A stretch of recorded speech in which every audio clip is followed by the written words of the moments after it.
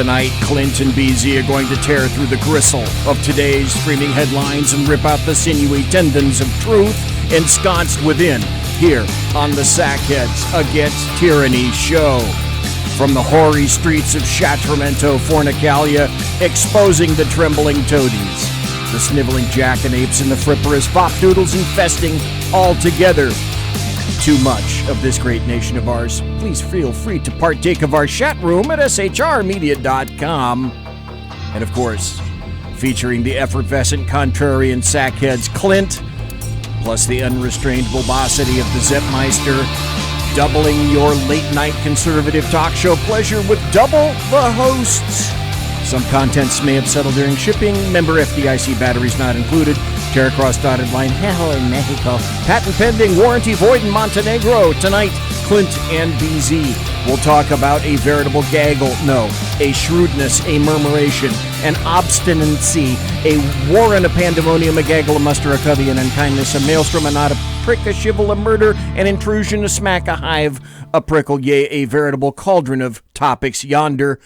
Across from me is Sackheads Clint, and I'll be your server and obese, somnambulistic reprobate for tonight. Sorry, I once again apologize. We do not take American Express or personal checks. And remember, as we advised you last week at this same bat time, this same bat channel,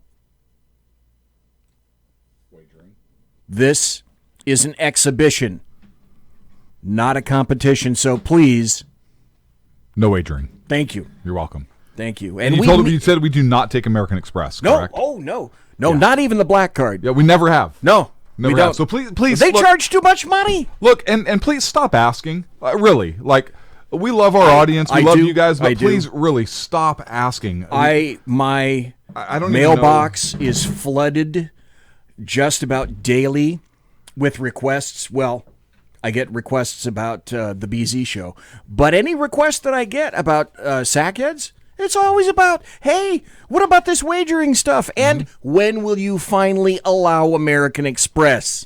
Yeah, I think personal checks people understand, but American Express is hard for people to grasp, and I don't understand. No, it's the massive charge. Yeah. They just charge too darn much money. How are you? Welcome to Mike and Chet. I've had one of the worst weeks in quite some time. Really? Yeah, it started last week and it went through this week.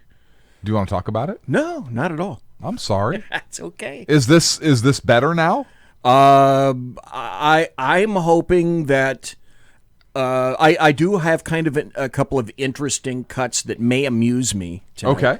Some audio cuts. I'm hoping that somewhere in this show tonight there will be a laugh or two. And at this point, I don't really care about the audience. If I can laugh tonight a couple of times, that's my goal. Okay. So let's see if it's off to a good start because you got your fix. Yes. Oh, right? Yes. Again, thank you. Yeah, my pleasure. My Diet Pecky. Mm-hmm. My pleasure. So, got that here. Let's see. I have to say hello to Mike in chat. What? There are a few things to talk about. Nothing happened this week. Do you just want to get to Mueller and start with that and roll on, and then whatever happens after that happens? Because as I swore to you, I swore to you that I would have tons of audio cuts. You did. Now, it won't be as many audio cuts as you might think. I have about 7, 8. One of them is an introduction, and that'll be the longest one. It's about 8 minutes. And on that one, I would like your comments about what this individual is saying, because this was how this is how Bobby Mueller was introduced today. And this was an introduction by Adam Schiff. Now, for those of you living in Uruguay, in a cave near the Madras, about 10 to 20 feet underground, and you do not have an internet connection, and even the local Hyrax population out there They're not doing anything for you. They're not patting you on the back, nothing like that. Unless you're under those circumstances, most people realize that Bobby Mueller today bespoke himself on the 2 House hearings today, the House Judiciary Committee. And he was there for 3-4 hours, something like that. And then he rolled on over to the House the House Intelligence Committee. They're not very intelligent. And yeah, that's a contradiction in terms like naval intelligence.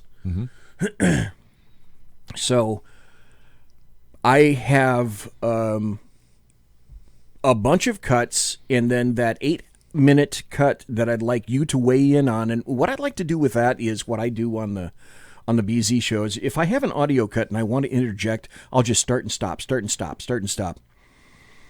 And I'd like you to tell me, okay, start it, stop it, and then I'll weigh in, and then I'd like your comments about that. Sure. And the reason that I'd like to do that is to combat some of the silliness that we hear. And then any place, once we get through with Mueller, any place else that you want to go is nifty. I'm just thinking that it's the elephant in the room.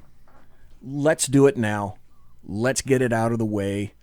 It will be interesting. I have made it as entertaining as I think I can for a 105-year-old guy to have sat in front of 2 committees, because in and of itself, that's not really what people are looking for in terms of entertainment. Yeah, but you know what? Here's the thing. He's super, super old. Not that there's anything wrong with that, BC. No. But he it's not like the guy's senile. It's not like he forgets like who appointed him the first time. It's not like there's those things going on with him. Right, like you tell me back in the 1800s who first appointed me. Right. I was going to say. Me and Bob go way back. Way back. Way yeah. back. Way back. Yeah, start. Okay, Wayback Machine. Who was in the Wayback Machine? The Wayback Machine. Do you remember the Wayback Machine? Oh. Mr. Peabody's Improbable History. Yes. Yep. And, daggone it, if there was somebody in chat right now, I can't think of... Oh, his little human friend, Mr. Peabody, was a dog. Yes. And his little friend... His son was... He adopted him, right? And his name was... I Remember. Oh, no, my gosh. His name wasn't I Remember. I'm just telling you that you remember his name. Right, because you originally thought that I'm sure that I wouldn't, because that's back from the 1950s. Yeah. Because I remember yesterday just like it was yesterday. That's a song. By the Beatles. Yeah. Okay. Mr. P. Sherman. Yes. Where's the bell? I need the bell. Yes, you do. Sherman. Thank you. Thank you. There's one laugh. Yep. Okay. You have to ask yourself, how did we get here? Hang on a second. Since you're going way back, I'm going to go way back here for a second. Okay. We can't get into business too quick. Wait. Yeah. I almost forgot. Yeah. To ask. Are there any Clint stories? A Clint story. A Clint story. I actually had I actually had an a Clint story. I actually had tonight. An opportunity. Wow, could I? By the way, how's the level? The levels are perfect. Okay. Yeah, the levels are perfect. Hey, Whiskey Dale in chat. Whiskey Dale in chat. Whiskey. Got it. Sherman. I'm just looking over there right now. Yep, there it is. He got it right. So I had the opportunity this week to educate. And how do I put this? It was a moment. It was one of those teaching moments. One of those moments where you see somebody who's young and idealistic, and their eyes are bright, and they're full of great ideas, and they're super smart, super intelligent. Okay. And then they say something completely fucking stupid, like all plastic straws should be outlawed. Okay. Well, hey, fear not. That's true in California. Yes. So yes, you've got 1/50th of your wish right there. Right there. Wait a minute. Okay. Where's the applause? Okay. I know. Where's the applause track? Dang it. Yeah, come on. I know it's BZ, here come on. somewhere. Come on. So this person made this. Thank you. Thank you. Ladies, thank you. I'll sign autographs again after the show. Thank you. Wow. That's good applause. They really like you. Hang on. Let me point to the camera. Wave. Thank you, ma'am. Yep. Yeah, that's. Why are they throwing? That's undergarments at me. At you. Yeah. Yeah. Thank you. Look, I appreciate that reaction, ladies and gentlemen. Like that's amazing that we have this kind of support here on the show, and particularly when we fight in the chat. That was from the chat room. I should. Yep. And say. particularly when we're combating ignorance and communism here, one person at a time. Ignorance is communism. Ignorance is communism. So this young lady said to me, "Wow, yes, you're getting specific right about now." I'm not getting specific at all. You're reading into things because you have knowledge that nobody else has right now. So this young lady, I almost think you're kind of pointing fingers right now. I'm not pointing any be fingers careful. right now. You be careful. I'm being careful right careful. now. I'm pointing. Everybody sees the screen can see. I'm pointing wait a at minute. BZ. Oh, right, no. right there. There we go. I'm pointing at BZ. I'm pointing at the camera. I'm You're pointing at me. Clint, Yep. saying that he needs to be careful. Yeah, and I'm pointing at you saying, yes, I will be careful. Or you're pointing at me saying, I need to be careful. So this individual right here Needs to be careful. calls me up and says, listen, all plastic straws need to be banned. They're horrible. They're the spawn of Satan, I think is the exact quote. Okay. And sea turtles are dying. Millions of sea turtles are dying. Sea turtles are dying. Because plastic straws get stuck in their nose. So it's one of those moments. Wait a minute. Are you sure where, that they're not on some blue powdery beach somewhere just indulging? Well, on a log. They might have have a line, a little turtle indulgence every once in a a kind of smooth out, kind of even out the edges and smooth out the day. Yeah, this young lady may have been in Hawaii. Or at the time, okay. And so a conversation ensued. And by the way, the Donald Trump article that came out that he's doing plastic straws as a promotion, did you see that? Freaking brilliant and very, very timely. What do you mean he's doing plastic straws? Oh, yeah. Is that like what is he chopping them up? No, like as a campaign thing. He's putting out plastic straws. Oh, do I have the article? Oh, promo straws. Yes. Promo yes. straws. Plastic promo straws Okay. as a big middle finger to the environmentalist movement. Okay. It's promo amazing. straws. So anyways, now we had to take, now the good thing is you have to, when it comes to young idealism, right? You don't want to crush hopes and dreams because that's never a good strategy, right? Even in the face of complete unadulterated ignorance. Right, you can't completely crush hopes and dreams. No. You should be a tour guide. Right. So after I said, "Are you fucking kidding me right now?" Ooh. No, I didn't say that. Okay. But I said, "Okay, so let's walk this through in a logical progression, right?" And so it was explained to me, and I didn't know this, and maybe you knew this, BZ. It was explained to me that when somebody throws a straw away, say in I don't know, Utah, okay?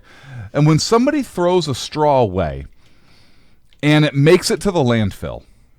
Well, if it falls in a forest, does it make a noise? No. If it goes into the landfill, did you know that winds are so powerful that they can pick that straw up from the landfill, carry it all the way to the ocean, and then that straw will purposefully seek out marine life and impale them. Did you know that? Here's an interesting point that's occurred last week. Wasn't there a woman killed when a substitute metal straw that I'm guessing that she routinely carried with her because she didn't want to carry a regular straw? Yes, because plastic straws are bad. Yeah, she somehow I'm not sure that I caught how this occurred, but somehow, in some fashion, she was impaled. Yes, with, and it killed her. with said metal straw, and she was killed. Yeah. Although those have to be really zany circumstances for that to have occurred. But still, right? One death is too much. Let's use their argument against them. Well, it's not. So why don't we outlaw metal straws? Because clearly they kill, BZ. Well, Listen, the environmentalist movement can't have it both ways.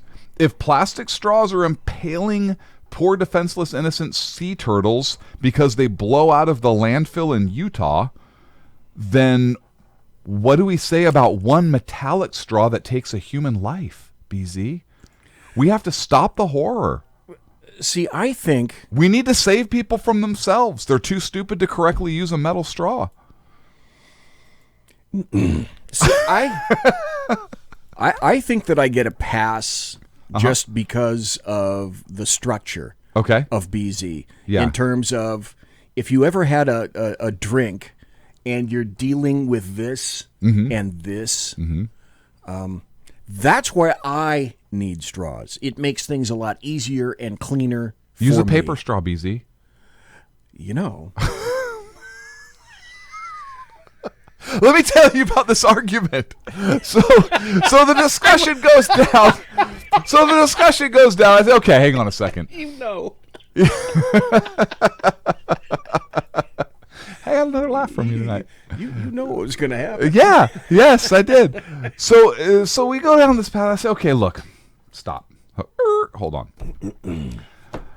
Let's talk about how plastics are made and why environmentalists hate plastics. Why do environmentalists hate plastics? Because we've already outlawed plastic bags in California, and look at the result of that. We have more fecal matter on the streets because plastic bags used to be free. The homeless population used to go into supermarkets, get free plastic bags. They would deposit their human waste in said plastic bags, and they would throw it away. They would do that. Or on Halloween, you'd light them on the On porch fire. of That's a someone paper and- bag. and then That's knock a paper bag. on the door. That's a paper Well, bag. They're out of paper bags. They use plastic now. Yeah. So, but plastic is how a lot of the transient population would dispose of their waste. California outlawed plastic bags. Why? Because plastic is evil, just like plastic straws are evil. And now, what do we have in California with the homeless waste population, particularly in cities like San Francisco, Sacramento, and Los Angeles? Homeless waste. We have homeless waste literally all over buildings and sidewalks because they're not going to go pay 10 cents for a plastic bag every time they have to use the restroom, or they're not going to dig them out of dump, or whatever it is, wherever they would get their plastic bags from. Let me ask you a question, if I can interrupt just a Sure. second. Since California went to no plastic bags, the option is, folks may not know, the option is to get a bag. But the option is not a plastic bag. The option Correct. is a paper bag. Yes. I think in some areas you can still purchase the plastic, but it still costs you. At because small stores, you can Yeah. occasionally get something in like a specialty store or something like that. You can get bags in plastic. because they don't But like, in grocery stores, they no. do not like plastic. No. They do not like plastics. Not in So, grocery well, how stores. do you make plastic?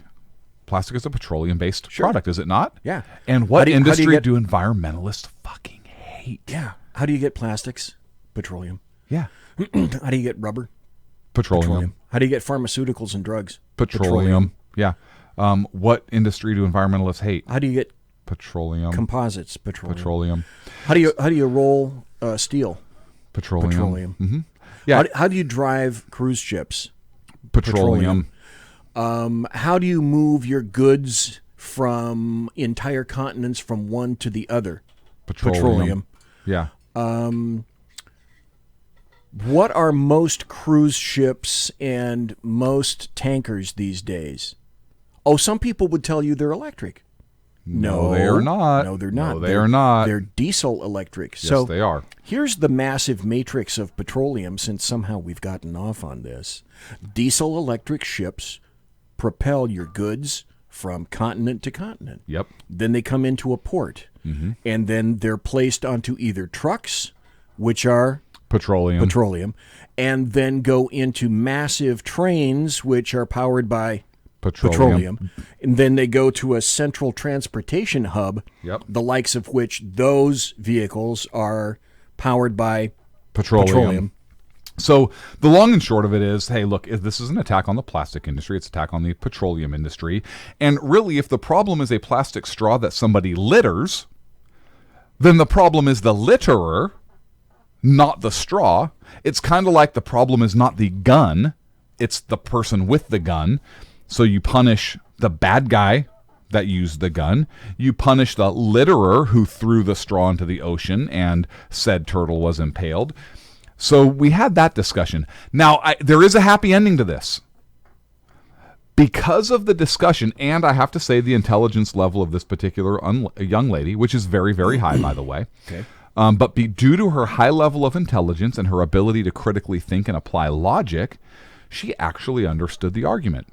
And I think a very important lesson was learned as well, which was you really need to look deeper than one article written by an author who has a clearly environmentalist agenda and look at the big picture. Fortunately, I think that lesson was learned, and it was an important lesson for me to teach, and I just wanted to share that as a Clint story tonight. What things are made of petroleum, for example? I have a brief... You just named I have a bunch. A brief list. Yeah. Solvents, ink, upholstery, bicycle tires, dresses, cassettes, motorcycle helmets, CD players, curtains, vitamin capsules, dashboards, putty, percolators, skis, tool racks, mops. What kind of mops? Smell mops. Umbrellas, roofing, toilet seats, yarn, slacks, car battery cases, TV cabinets, life jackets, dyes. Life jackets? Yeah. Dyes, cortisones, antihistamines, food preservatives, faucet washers, caulking, dishwater parts, tires, you can't say sports caulking. Car bodies, sweaters, floor wax, diesel fuel, motor oil, ballpoint pens, boats, nail polish, golf bags. Basically everything that a capitalist society loves. Yeah. So let's do away with it. Yeah. Well, that means you don't need computers. Correct. You don't need phones. Correct. You don't need boats. You don't need boats. Correct. You don't need pens. You don't need pens. You don't Write need, with pencil. You don't need iPhones. You don't need Correct. iPods. You don't need tablets. And you don't need straws. So if somebody doesn't want to use you don't a need straw, straws. right? So if somebody, I don't need a straw. I like a straw. But that's your choice to make, not the government's choice to take away, correct? Or to make for you? Well, I don't know. I'd like to think so. Yeah. When I was in... So basically, if somebody wants to get rid of straws, they should also get you to stop using all of those other things that actually are greater in terms of petroleum and harming the environment, correct? Oh, yeah. Well, absolutely. While we're at it, you also ought to make sure that you get rid of lithium-ion batteries. Yes. Anything that powers an electric car. Yes. Because an electric car does infinitely more damage to the environment than does a standard petroleum-fueled automobile. Which is hilarious, particularly when you're talking about recycling those batteries. Here's the funny thing. What are we running out of? Oh, rare earth elements that are required to manufacture those batteries. Yep. And then what do you do with a 1,000-pound battery pack when your Prius dies after about 10,000? Throw it in the ocean. I guess you could. I'm not sure that anybody has actually kept a Prius or a hybrid or a battery-powered car long enough to blow out their battery pack, because replacement costs are about $10K. Yeah. Yeah, and I don't remember how far did you say they go? Did you say 100,000? No, I'm just saying. I don't know how many recharges you can get out of that. Yeah, I do not know. I do not know. Huh. Okay, Mueller. That was fun. You asked for a Clint story. You laughed a few times too. I did, and boy, which is good. Yeah, I needed that. Okay, I have to ask us, how did we get to today? News. A bombshell. Today is a turning point. Today was historically bad for President Trump. Today was a turning point. A turning point. We're at a turning point here. The beginning of the end for the Trump presidency. We have another bombshell. Mike Pence might have to assume the office of the presidency. Rumblings of the word impeachment. Breaking news. Another bombshell out of the White House. I believe this is the beginning of the end. Beginning of the end. It's really the beginning of the end. Beginning of the Maybe end. feeling the walls closing in on him. All the walls. The walls are closing in on him. All of them. Every single one of them. Him. Breaking news, a new bombshell. A new bombshell. Means the beginning of the end for President Donald Trump. Trump will resign. Trump is going to resign. Is this the He's going to tipping point? resign. I know we've said it over and over. Is this the tipping point? Over and over again. Over and over. This is a tipping point. And over and over. And over and over. President Trump off the rails. It was the beginning of the end. He's off the rails. Off the rails. Bombshell. This is the beginning. Here's the rails. He's off of them. He's off of them. are closing in. The wall's closing in. He needs to get on those rails. Breaking overnight bombshell. This is a very Bombshell. dramatic day, and I think it might be Another a one. tipping point. Do you think this is a tipping point? December 1st, 2017, you can mark it down. This Ooh. is the day that everything changed. Oh, yeah. December 1st, 2017. It's the beginning of the end. Listen, Mark it down now. Beginning of the end. The beginning of the. You know it, and I know it. Bombshell. Yeah. Donald Trump is in a lot of trouble. Trump is in trouble. A lot of trouble. Will resign. Another hour, another bombshell. This is a tipping point. He will resign. This president could be impeached. Oh, he could be. Resignation. I don't think Maybe. the president is going to serve out his term. Mr. Trump will not serve out his term. He will not serve out his term. No He way. will not No how. serve it out. Breaking news. Absolute bomb. Donald Trump is not. He's done. He's done. He's done. He's done. The wall's closing in. The wall's closing in. This is going to be the Achilles heel. Breaking news tonight. I expect Trump to depart. This All right, week stop. will be the I can't watershed stop. week. I can't. I can't even. Trump's in a You know, lot of that's trouble. perfect timing anyway, Stop. because why? Because you got a clip ready to go. Because we got a break. We got a break. We're up against a break. When we come back, I have the perfect summary of everything that occurred today with music. Really? Yes. What kind of So, music? folks- Music or music? No, not the kind of stuff that you hear in elevators. Oh, okay. Or at the local Walmart Okay. on the speakers in the ceiling. Yes. That is music. That is Muzak. Yes. Big company, too, by the way. Yeah. Very big.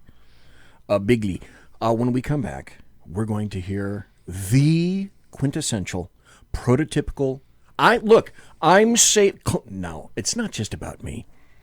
It can be about you tonight, BZ. No, Clint and BZ are saving you, Yes. folks. We are saving you hours of sifting through the Mueller testimony so that we can provide you with information which summarizes beautatiously what happened today.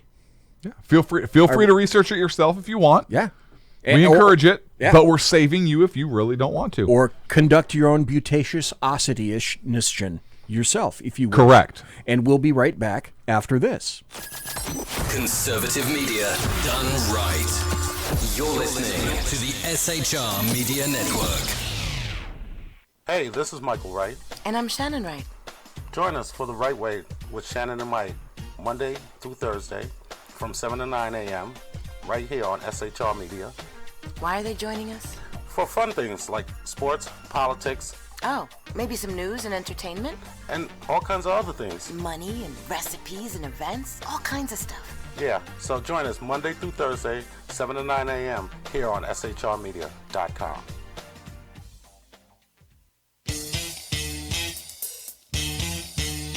From a public locker inside a dilapidated Long Island rail station comes a show designed to piss off liberals using truth, facts, and ridicule. The Lid Radio Show, featuring the conservative voice from the People's Republic of New York, the Lid himself, Jeff Dunitz. Tune in every Wednesday at 2 p.m. Eastern, 11 a.m. Pacific on the SHR Media Network. Go to shrmedia.com. At Lid Radio, we fight for the truth, justice, and a good kosher T-bone. If you don't listen, Hillary Clinton might sneak into your bedroom in her housecoat late at night and blame you for her election loss. It's the Lid Radio Show with Jeff Dunitz.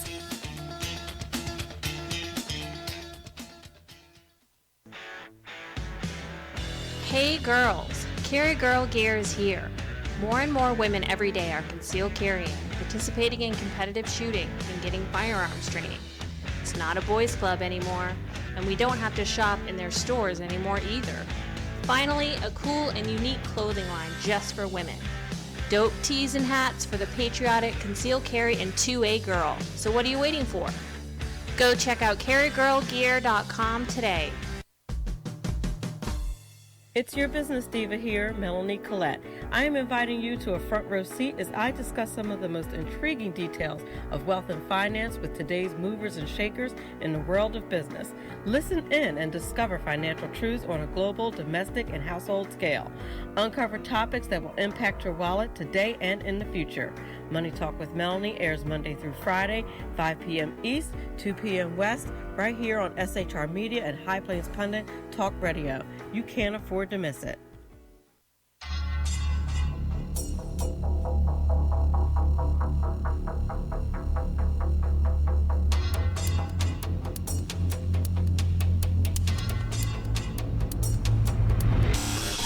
The new show on the SHR Media Network, Sackheads Against Tyranny.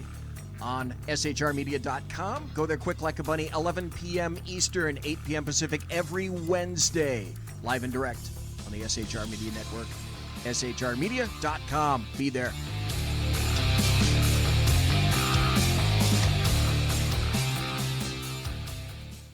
For 50 years, I've seen the American people blinded by corrupt politicians, a lapdog media, and deceptive Islam. The one thing the elites fear is one man with a cane. I'm Dave Milner. Join me through Spreaker, iTunes, and SoundCloud, through SHR Media and the Western Free Radio Network for half a century of experienced perspective on political and social issues, weekly on The Unpleasant Blind Guy. And catch me on Jeff Mitchell's EDL Radio on blogtalkradio.com. There's no surrender, ever. Because truth is not always pleasant. Broadcasting behind enemy lines in occupied California, a mere 2 miles from the state capitol, the bloviating Zeppelin's Berserk Bobcat Saloon radio show can be heard every Tuesday and Thursday night at 8 p.m. Pacific and 11 p.m. Eastern, only on the SHR Media Network. Go to shrmedia.com to listen. You can also watch on the SHR Media Facebook page and the SHR Media YouTube channel. No goldfish were abused in the making of this ad. Conservative media done right. You're listening to the SHR Media Network. And we're back. This is the Sackheads Against Tyranny, otherwise known as the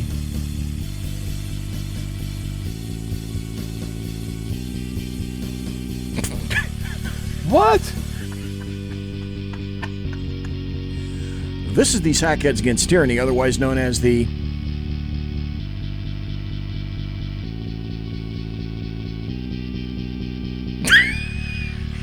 The Shat Show. Thank you. BZ. Thank you. Thank you. Thank you. Thank you. Thank you very much. It's the Shat Show. I'll be here all night. Okay. That I played a little bit of a precursor, a little bit of a run-up. Bad camera angle. Bad gas. Delayed borborygmus. Huh. Don't like the angle? No, I don't like the angle of the dangle. There we go. That's a little better. Okay. We said we're going to do something about that guy looming behind you. We could do that. Well, let's leave him on the break or something like that. Let's leave him. Okay. We'll just leave him. I have one other audio cut about how we happened to get here. This was a tete-a-tete that occurred back on July 12th of 2018. Did Robert Mueller ever ask you if you were biased against Donald Trump? He did not. Did he? So he didn't ask you when he hired you? This is Peter Stroke. No, that question is not typically a question that that gets asked during hiring meetings in the U.S. government. To my one would seemingly think that if you were hiring someone to investigate something, you might ask. But certainly then, when you were removed, This is Representative Matt Gaetz. Was it clear to you that Mr. Mueller was aware of these incendiary text messages? Yes. So he knew of the text messages, but never asked you whether you were biased or not. That's correct. That makes perfect sense. Your friend texted you on the 8th of August, Trump's not ever going to be president, right? Right? Do you recall your reply? I do recall my reply, and if I hadn't, it's been refreshing my recollection no less than 4 or 5 times today, sir. But yes, I do recall my reply. And what was it? I'm sure you have it. I don't want to misstate it, but essentially, no, he's not. We'll stop it. Did Bob Mueller ever ask you about that text message? He did not. No. Of course not. Why would he? About a week later, on August 15th, you sent a text message regarding a meeting in Andy McCabe's office. Is that right? I don't know the date. I do believe I know the text message Did that Bob you're Mueller going to. ever ask you what happened in the meeting in Andrew McCabe's office? There are many meetings that I attended in, not many, but Did several Bob Mueller meetings ask in you this Oh, about one. any of them? He did not. No. No. Why would he? He wouldn't. Did Bob Mueller ask you what you meant by an insurance policy? Director Mueller did not. Listen. Wasn't important. No. Wasn't important. On the 26th of July, this is contemporaneous with the opening of the Trump-Russia investigation, your girlfriend texts you, Clinton just has to win now. And you reply a few days later, and damn, this feels momentous, because this matters. The other one did too, but that was to ensure we didn't F something up. This matters because this matters. So super glad to be on this voyage with you. Did Bob Mueller ask you why this matters? If you're asking why it mattered, it was I'm not comparison asking. No, between I'm sorry, a Mr. case Strzok. about. I've seen you do this. Let's see. Peter Strzok dipping his wick as a married man into Lisa Page, another FBI agent, and them getting together to decide that they were going to do whatever they could to derail the Trump election when they were both sworn FBI agents. Yes. Questions that are not asked, but that is not what I'm asking you. I want to know if Bob Mueller asked you about this text message. Director Mueller did not ask me about any text message. No, he didn't ask me about any text message. Well, gosh, just days after Mueller is appointed, in two text messages, one on the 19th of May and one on the 22nd of May, you reference impeachment. Did Bob Mueller ask you why you were referencing impeachment? Congressman, as I just stated, Director Mueller did not ask me about any text message. Well, I find that very interesting.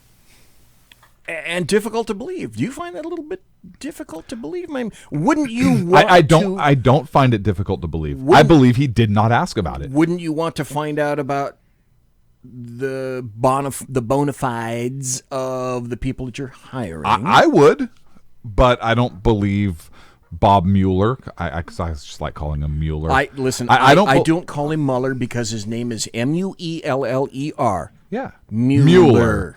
I don't believe Mueller asked him about those text messages because I don't believe Mueller really gave two craps about a purely impartial group of people conducting the investigation. I would agree.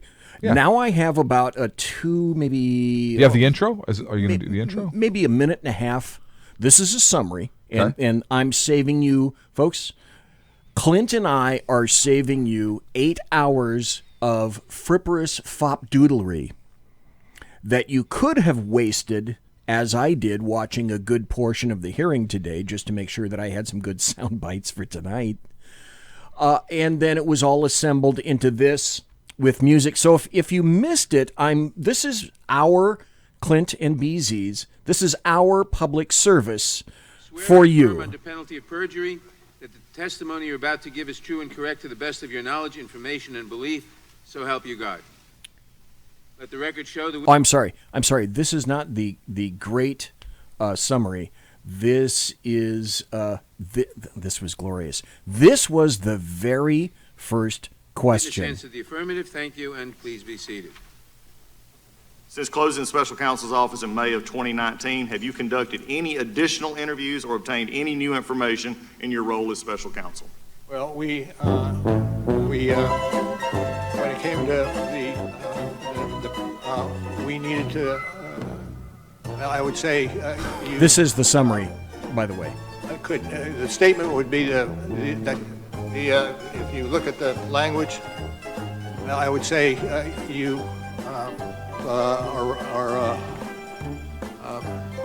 could you repeat that, please? Since closing special counsel's office in May of 2019, have you conducted any additional interviews or obtained any new information in your role as special counsel? That went a little fast for me. Okay. And you can confirm you're no longer special counsel, correct? Well, I would, I'm not making any of this up. The only thing I added was Muzak. The finding... That whole stuttering was actually him. The president... Was it? That was Mueller. Wow. Well, it would be Trump. We will take a very brief 5-minute break.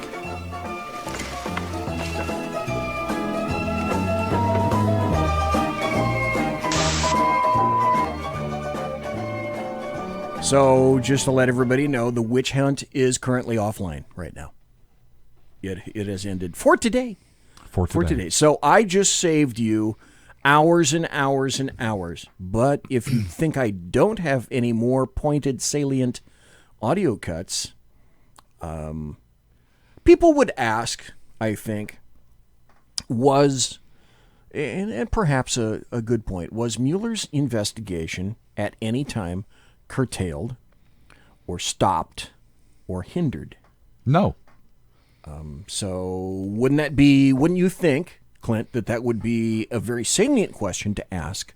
Yes. Bobby Mueller when he was in front of these various hearings? Yes. Okay. Let's see what he said. At any time with the investigation, was your investigation curtailed or stopped or hindered? No.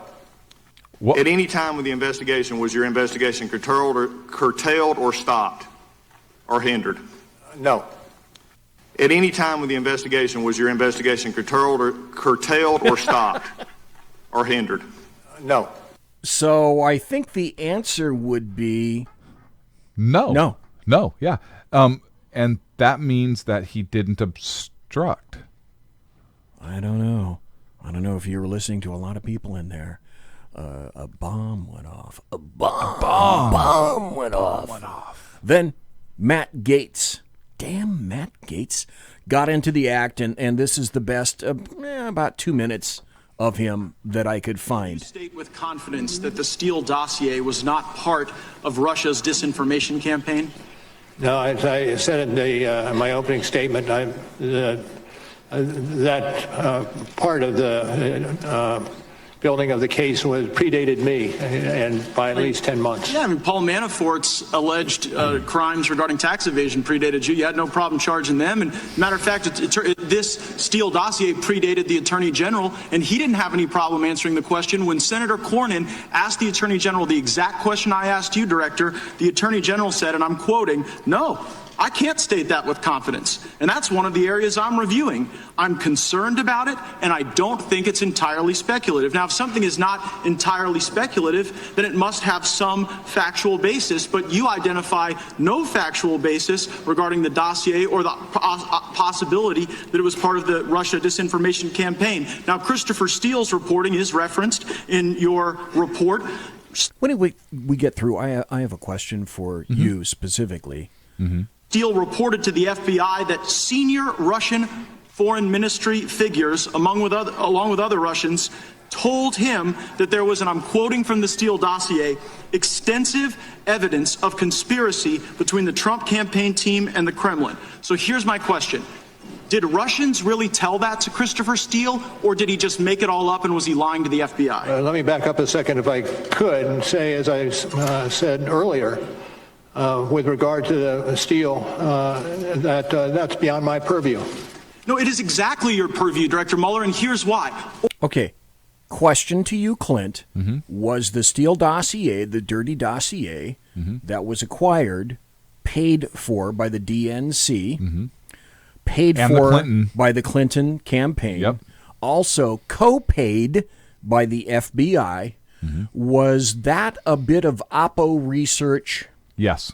And should that have not been reported to the FBI? Of course it should have. Of course it should have. But should the FBI then have gotten into it in terms of paying for the Steele dossier? The FBI should not have paid for the Steele dossier. Okay, and that's government funds being used for Oppo research against a political opponent. Right, running for president of the United States. You seem to have a pretty good grasp of this. Now, but I'm not very smart. I'm not as smart as those people in Congress. No, I'm not. Those people in Congress are much smarter than me. I'll be the first to admit that.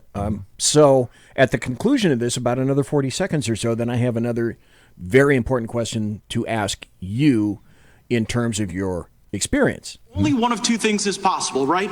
Either Steele made this whole thing up and there were never any Russians telling him of this vast criminal conspiracy that you didn't find, or Russians lied to Steele. Now, if Russians were lying to Steele to undermine our confidence in our duly elected president, that would seem to be precisely your purview, because you stated in your opening that the organizing principle was to fully and thoroughly investigate Russia's interference. But you weren't interested in whether or not Russians were interfering through Christopher Steele. And if Steele was lying, then you should have charged him with lying like you charged a variety of other people, but you say nothing about this in your report. Well, sir. Meanwhile. Now, having heard that, Sackheads Clint, let me ask you this question. When you're conducting an investigation, is not the goal generally to go where the investigation takes you? In other words, you try your very level best not to have a theory and then set out to prove that theory. In other words, you have a suspect and you have to fit the crime to the suspect. Theoretically, you should go where the investigation takes you. And if you discover exculpatory evidence, or if you discover subsequently evidence of another crime, as Mueller did and went after other persons when apparently he found other crimes, why didn't he do that? He found other crimes, but he conveniently left out an assload of exculpatory evidence indicating, I think the fundamental question is, did Robert Mueller even do his job? I don't think so. And here's the thing. I think that his scope was so broad that it really could have taken him anywhere. And here's another reason why I say he did not do his job. In the United States of America, you are presumed innocent. And if you conduct an investigation, you don't say during that investigation or after that investigation, well, I couldn't prove that BZ was innocent. I couldn't prove that BZ didn't commit this crime. I didn't have a finding that BZ didn't commit this act. You either find that they did because the evidence leads you there, in which case you go forward with the case and charges are filed and the case is adjudicated in a court of law, or you don't find evidence enough to convict or enough to bring charges at least. You do not meet that threshold, in which case the person is presumed innocent. You don't write in your investigation or your report that, well, I conducted a thorough investigation and I didn't find that so-and-so didn't commit this act. That makes no sense. Because in our country, you are presumed innocent, which means, hey, I did not find evidence to support this charge. No charges are filed. The person is, in fact, innocent. Well, so why? With the fact that Robert Mueller basically said, and I don't recall his exact words, but he basically said, well, I don't have a finding that Trump didn't obstruct. He found him not exonerated. Right, and that's why I say he did not do his job, because there is no such thing as that in law. There is as not exonerated. Correct. There is no such thing.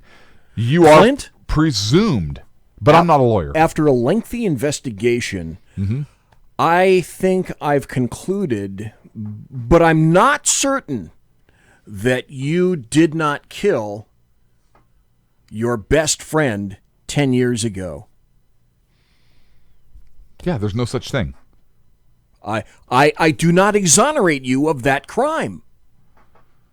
In other words, as the French would say, j'accuse. But that's my point. That's why I say Napoleonic law. That's why I say Mueller didn't do his job, right? Because that does not exist. His finding has no place in the American criminal justice system. This is a representation to me of Napoleonic law, which finds that you are guilty until proven innocent. Yeah. The onus of proving your innocence is up to you, not to the state. Correct. The state's job is to find you guilty. There is no onus on the state whatsoever to prove that. Right. That's your job as an individual. To prove back in 1984, as a result of a traffic accident, I didn't happen to kill a child. Now, BZ disprove that didn't happen. You can't prove a negative. That's the exact point. Yeah, That's the exact point of but all of but this. that's why when you ask me the question, did Robert Mueller do his job? I have to say no. I don't think I do not believe that he did. He went. He used a standard that does not exist in American law. In the way that law is practiced today, that is not the Or the way American standard of correct. rule of law. Correct. The way that the law is written, the Constitution is there is no such thing as what Robert Mueller found, and I think he did that on purpose because I think he's partisan. I think he wanted to hurt Donald Trump. He couldn't hurt Donald Trump, and so the best way he had to do that was to say, I can't say he didn't do it.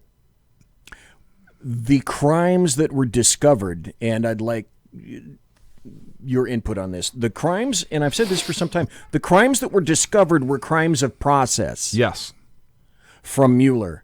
In other words, if this investigation had not been instigated, and we'll get into the creation of that a little bit later, then these crimes would not have been, alleged crimes, would not have been revealed. Mm-hmm. I think Flynn took it on the chin for the team. Flynn was lied to. Yes, he was. I believe he was. By FBI agents. I believe who he was. Subsequently said that they did not believe he was guilty, yet he was charged. I believe, yes. And I think he took one for the team, as did a lot of people in there, because you can either defend yourself and put your livelihood and your home at stake, because to defend yourself costs cash. Yes, it does. Nothing is free. The government is not going to defend you on this. Nope. There is no such thing as a public defender for these things. You know what? I have a prediction. I think that if Trump gets elected for a second term, and I think he will, at least given the current status, but particularly with the latest poll on the economy that just came out with 52% approval rating, I think that Donald Trump pardons Flynn. Second term. I could see that. That's my a side note. Anyways, I have another audio cut here. Okay. Another 5. Yes, we do have another. We have 5 minutes. Yep. I have another audio cut here. This is from one of my favorites. Representative Jim Jordan. I like him. Ohio. Yeah, I kind of like him. Diplomat tells Papadopoulos. I love him. Russians have dirt. Papadopoulos tells a diplomat Russians have dirt on Clinton. Diplomat tells the FBI. What I'm wondering is, who told Papadopoulos? How'd he find out? I can't get into the evidentiary fight. Yes, you can, because you wrote about it. You gave us the answer. I don't want to talk about it. I can't get into it. You wrote about it. It's in your report, sir. Mm-hmm. Folks, do you see what's going on here? Now, to his credit, Mueller did say for quite some time he did not want to appear. Yes, he did. And I can understand why he wouldn't want to appear. Because he can take it from both sides. And the answer is yes. Boy, did he ever. Page 192 of the report, you tell us who told him. Joseph Nipson. Joseph Nipson's the guy who told Papadopoulos.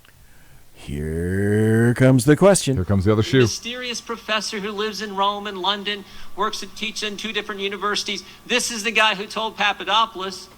He's the guy who starts it all. And when the FBI interviews him, he lies 3 times, and yet you don't charge him with a crime. Diplomat tells Papadopoulos Russians have dirt. Papadopoulos tells a diplomat Russians have dirt on Clinton. Diplomat tells the FBI. What I'm wondering is, who told Papadopoulos? How'd he find out? I can't get into the evidentiary fight. Yes, you can, because you wrote about it. You gave us the answer. So you see where this is going. Mm-hmm. And it's not going well. Then Jordan was talking to our good friend about, let's see if I can find this, about dodging some questions. Unless you have some observations that you'd like to make at this point. No, just I think that you know what? I'll save it for the end. I'll save my analysis for the frankly, end. Frankly, I think that you and I are doing a public service for the people that missed everything. Absolutely. Today. Director, the FBI interviewed Joseph Mifsud on February 10th, 2017. In that interview, Mr. Mifsud lied. You point this out on page 193, volume 1. Mifsud denied Nipson also falsely stated. In addition, Nipson omitted. 3 times he lied to the FBI, yet you didn't charge him with the crime. Excuse me, did you say one? I'm sorry, did you say 193? Volume 1, 193. He lied 3 times. You pointed out in the report. Why didn't you charge him with the crime? I can't get into internal deliberations with regard who would or would not be. Charge a lot of other people. Okay, when you hear that, one of the first things that a logical thinking human being would ponder is the reason for lack of charges is that of a political bent. Mm-hmm. I cannot think of any other reason why not, because if you're going to paper everyone, then paper everyone, unless you're specifically targeting. Yep. A certain segment of individuals. Correct. To make a lot of people, a lot of logical thinking people wonder, is this politically motivated, or are you really seeking the truth here? If you're going to paper some, should you not paper all? You should. And look, I told you, I said this before, I said, I really hope that it's a fair, impartial investigation and that the truth ultimately comes out. I don't think that's what happened here. I don't think this was a fair, impartial investigation, as evidenced by the folks who were charged versus apparently those who were not. I also by the conclusions that Bob Mueller did or did not draw, and how he presented those particularly. I don't think it was.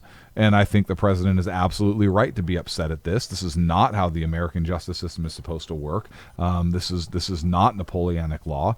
This is the United States of America. And I really hope, and I believe it's the case, that Barr is really looking into how all of this started, and that those responsible are absolutely held accountable. But we'll see if that happens or not. I'm not holding my breath, not because I don't believe Attorney General Barr necessarily isn't a man of principles, because I believe he is. I think that he's very sickened by how politics are played today in the United States. But I really hope that some people are taken to task for this. Anyways, that was probably a longer answer than you were looking for. Well, that's okay, because as a lot of people say, the best indicator of future performance or the lack thereof is past performance, or the lack thereof. So because we've not seen a lot of political equanimity in terms of investigations, we don't, hope does not spring eternal in the human breast that suddenly Barr will come in and huzzah, he will change everything. Correct. So I don't have that belief, do you? I don't. I have... I'd like to think something will be done, or at least a report will come out. Yeah.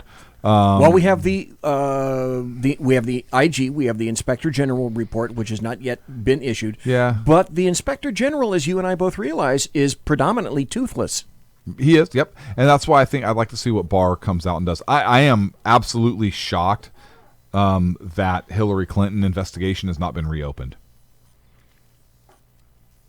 And I shouldn't be. No, but that is one area where, and I know we're getting off topic here, we're up against a break anyways, but that is one area where Donald Trump was on the campaign trail talking very specifically, and you remember the chance of lock her up and everything else, that an investigation was going to happen. That has not happened yet. And that is one area that I'm disappointed in President Trump with. Maybe there's something that somebody knows. And why that's not happening, I don't know. Maybe the investigation. I have no idea, and I don't even want to speculate as to why that hasn't happened.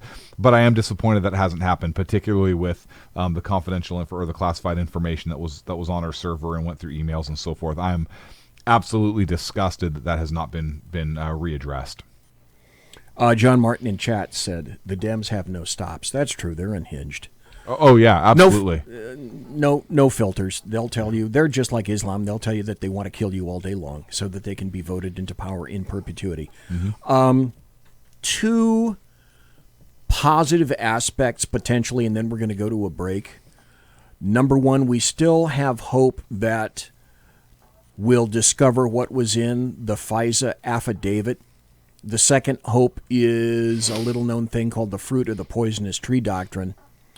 The third aspect is when we come back, I'd like to play the Adam Schiff introduction and then specifically get your comments on what it is that Adam Schiff said in his introduction about the Robert Mueller thing. And then if you want to light this on fire and kick it to the curb after that, we can do exactly that if you want to. There's a lot to unpack. I don't know if we're going to have a chance to kick it to the curb. There's a lot to unpack. Yeah. Okay, folks, we're going to be right back after that. That's Sackheads Clinton. I'm Sackheads BZ. Conservative media done right. You're listening to the SHR Media Network. For 50 years, I've seen the American people blinded by corrupt politicians, a lapdog media, and deceptive Islam.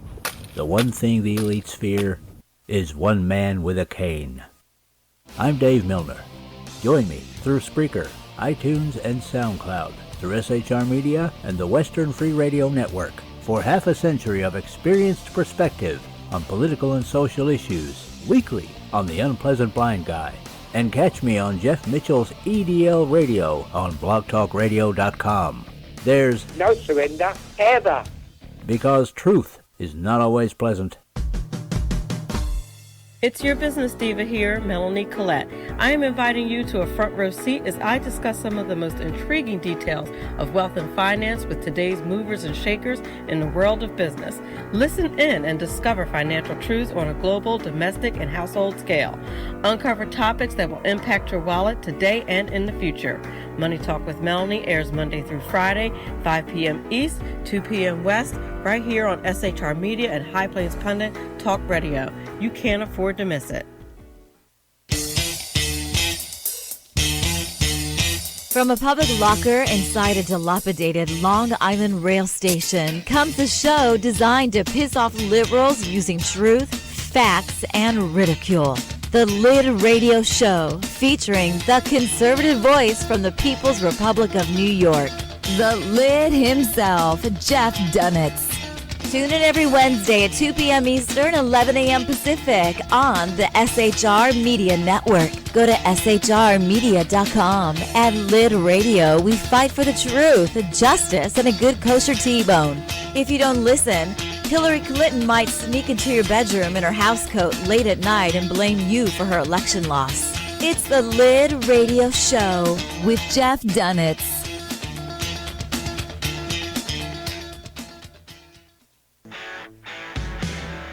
Hey girls, Carry Girl Gear is here. More and more women every day are concealed carrying, participating in competitive shooting, and getting firearms training. It's not a boys' club anymore, and we don't have to shop in their stores anymore either. Finally, a cool and unique clothing line just for women. Dope tees and hats for the patriotic concealed carry and 2A girl. So what are you waiting for? Go check out carrygirlgear.com today.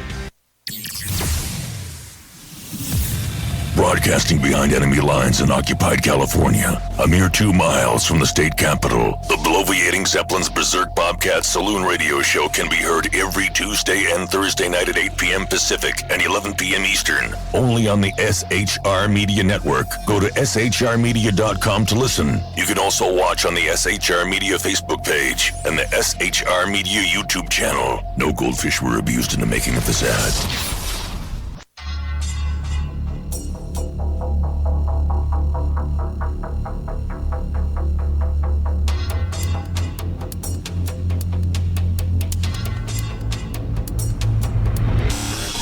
New show on the SHR Media Network, Sackheads Against Tyranny.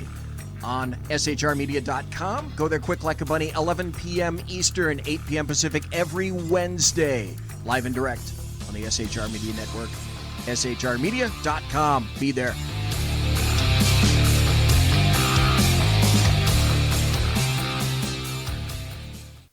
Hey, this is Michael Wright. And I'm Shannon Wright. Join us for The Right Way with Shannon and Mike, Monday through Thursday from 7 to 9 a.m. right here on SHR Media. Why are they joining us? For fun things like sports, politics. Oh, maybe some news and entertainment? And all kinds of other things. Money and recipes and events, all kinds of stuff. Yeah, so join us Monday through Thursday, 7 to 9 a.m. here on shrmedia.com. Conservative media done right. You're listening to the SHR Media Network. And we're back. It's hour 2 of the Sackheads Against Tyranny, a real chat show. Yonder is, let's see. Wait a minute. Okay, here we go. Yonder is Sackheads Clint. To on the screen, my right, and Sackheads Clint. He's on the right, pointing to me on the left, if you happen to be watching on video. Now, we are on the SHR Media YouTube channel, and we're also on the SHR... Until we're banned. Yeah, and also on the SHR Media Facebook page. So, until we're banned. Until we're banned. And don't think that hasn't happened before either, by the way. YouTube got into our shorts for 90 days. Mm-hmm. And then Facebook, I'm not sure about Facebook. I don't think we've been kicked to the curb yet by Facebook. But there's always tomorrow. There's always tomorrow.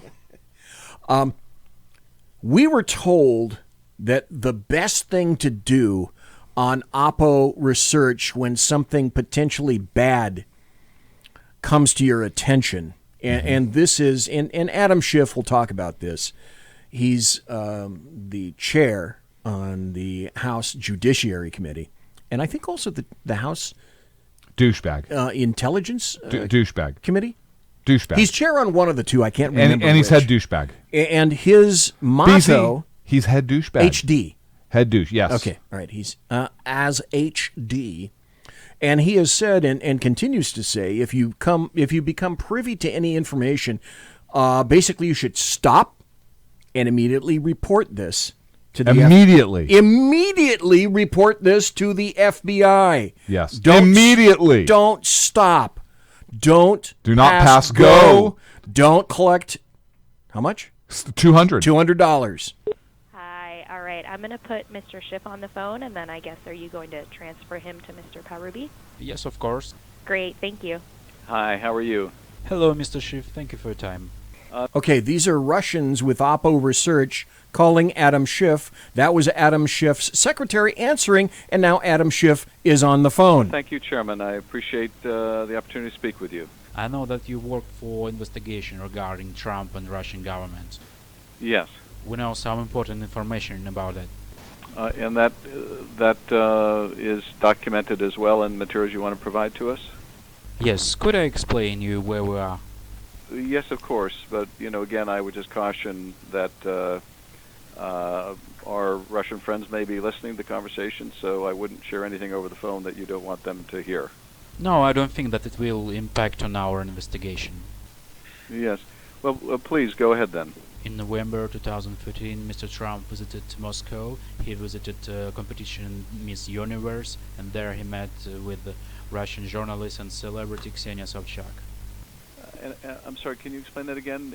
While he was in Moscow in November 2013, he met... Wait a minute. I thought Adam Schiff said Adam that Schiff if you become, immediately. If you become privy to Oppo research that may benefit someone else, that you... Immediately turn the information over to the FBI. Mm-hmm. And Immediately. should direct those people attempting to make you privy to that information to the FBI. Absolutely. A journalist and...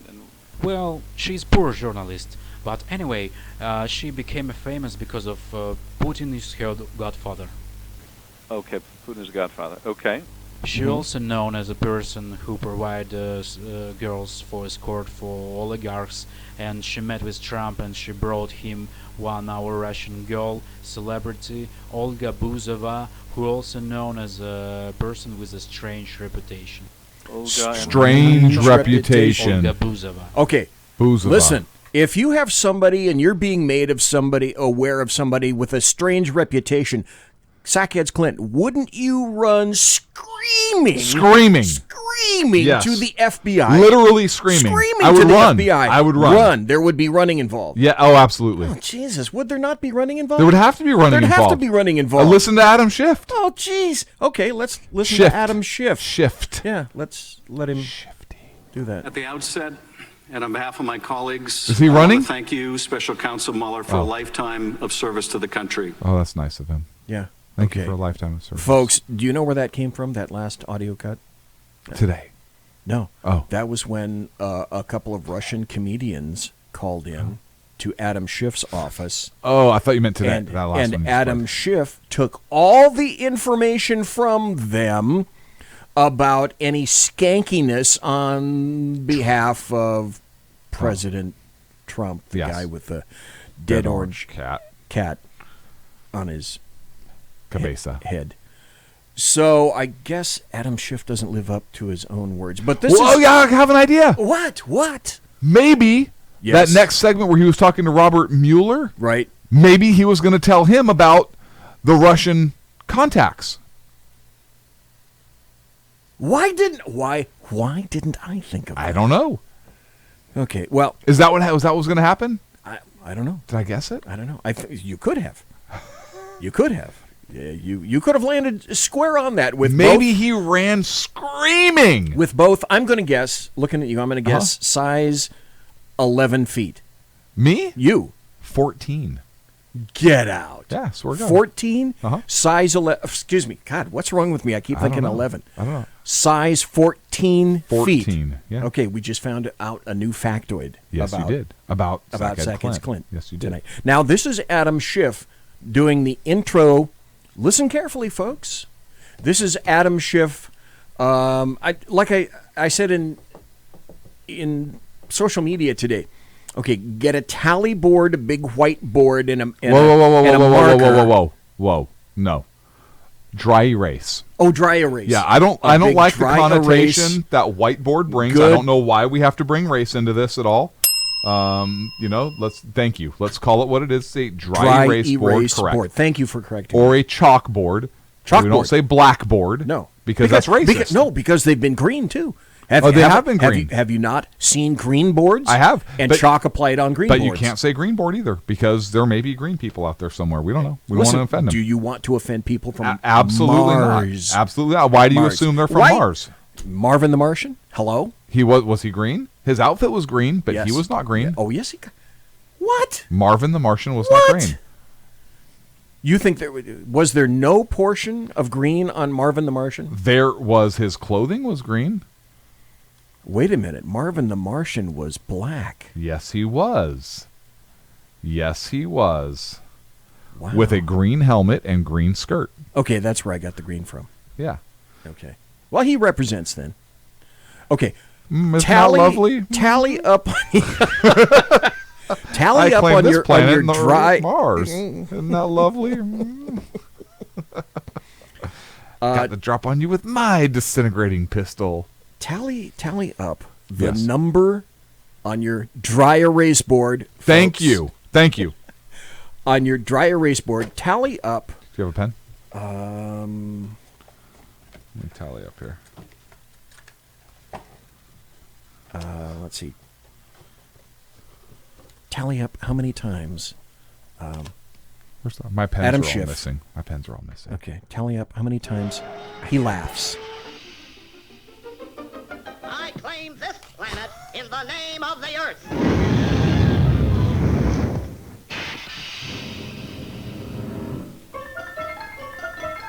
I claim this planet in the name of Mars. Isn't that lovely?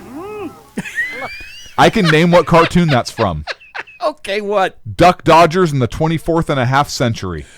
Okay, all right. God, I wish I had a producer. And boom! If I had a producer, then where's my bell?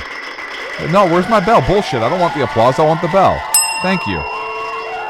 Wait. This is unprecedented. Two Thank you. dings. Thank you. Not one ding. Two dings. Thank you. Okay. By the way, how impressive was that I even pulled the name of the cartoon out? I think that was damn impressive. Right? Yeah. So let's How many listen. of you in chat could have done that? I couldn't Not have. many. Well, number one, they're not sitting on the board right now, right? Your report, for those who have taken the time to study it, is methodical, and it is devastating. Devastating.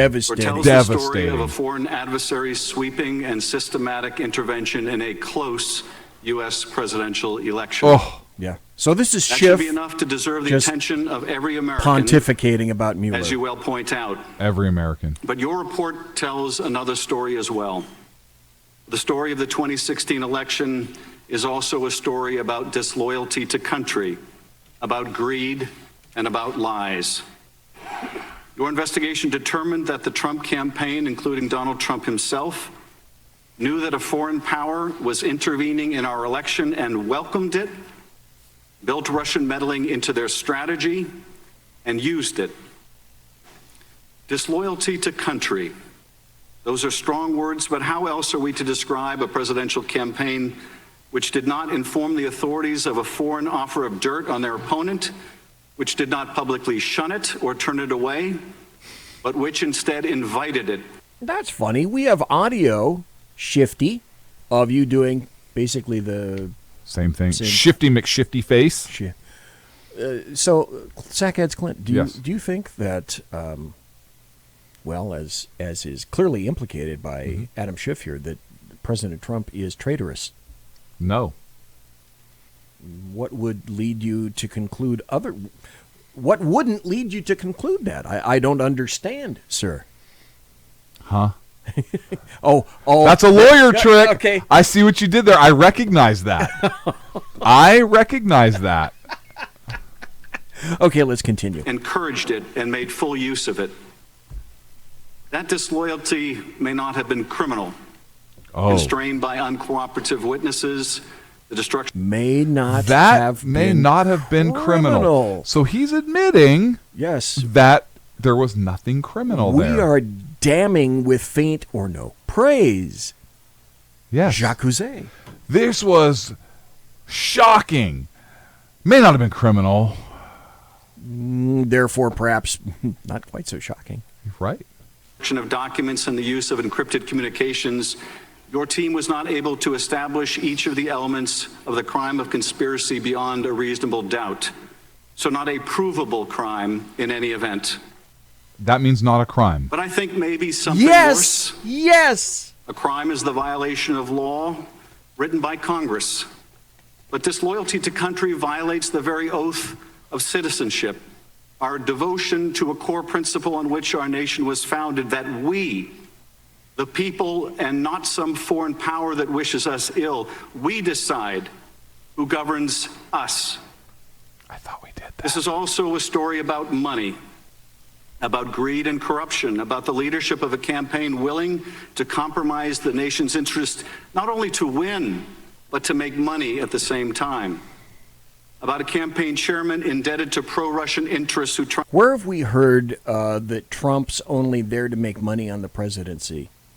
Because the Democrats, you would think that if that's true, that they would have been bleating it and screaming it from the highest towers in D.C. Well, okay, so from forever. That's a non-starter. So that's a non-starter. Where does that come from? I think he is using that to solidify his base, which hates greedy corporate America and rich white guys. Okay. Perfect question. Right. Boy, that leads into this question. Because the reason I say that is because they can't prove that, because Donald Trump is forfeiting his salary as president of the United States, and Donald Trump did not need a $250,000 a year job being Donald Trump. I mean, look at the businesses he built. So that's a ridiculous argument on its face, and I think the only purpose that serves is to solidify the base, which hates him anyways, hates corporate America and everything that Donald Trump stands for from a capitalist standpoint. Maybe I'm bigfooting the entire purpose for these segments, but at the end of the day, today, Sackheads Clint, do you think anyone was changed, moved, riven, uplifted, or somehow had their attitudes modified by listening to any of this shite that occurred all day today with Bobby Mueller? I do, and here's how I think it was changed or affected. Really? Okay. Well, here's why. Okay, all right. I think that there is a segment of the population that was, for the whole time, there's kind of like, okay, yeah, we've heard enough of it.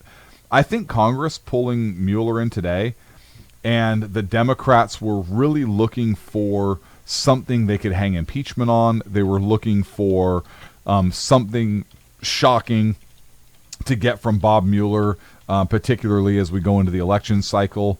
I think that didn't happen. And I think that the news playing into this and the lack of anything of substance from these hearings today, I think is going to piss people off. Right. There. Yes. I think that there is a segment of people like us, BZ, we've known this is bullshit for a long time. And so we're just kind of like, yeah, we're not shocked. There's nothing here. We know there's nothing here. This is all bullshit. It's all political. It's all political posturing. Yeah, it's our gig. It's what we do. And it's bullshit. But I think there's a good segment of the population that are watching MSNBC, that are watching CNN, that are watching Fox News, that are watching all these networks that are looking at this and saying, really?